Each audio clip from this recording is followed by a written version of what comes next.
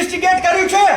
રાજકોટનો TRP મોલનો game zone ભડકે બળ્યો અને ભડકે બળેલા game ઝોનમાં જીવતા માણસો સળગ્યા અને આ જ ગેમ ઝોનના માલિકની ઓફિસ એટલે કે ધવલ કોર્પોરેશનની ઓફિસમાંથી મળ્યો નશાનો સામાન। જી હા, જોઈ લો આ બિયરની પેટીઓ।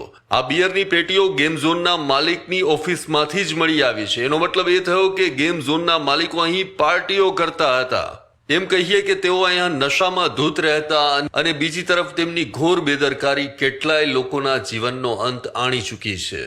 ધવલ કોર્પોરેશનની ઓફિસમાંથી પોલીસે જ્યારે તપાસ કરી ત્યારે બિયરની ભેટીઓ મળતા પોલીસ જાણે આ સમગ્ર મામલામાં ભીનું સંકેલી લેવાના મૂડમાં હોય તેવી રીતે મીડિયા સાથે વાતચીત કરતા પણ અચકાઈ રહી હતી અને મીડિયાને ઉડાવ જવાબ આપવામાં આવી રહ્યા હતા। આટલા ગુસ્સે કેમ છે?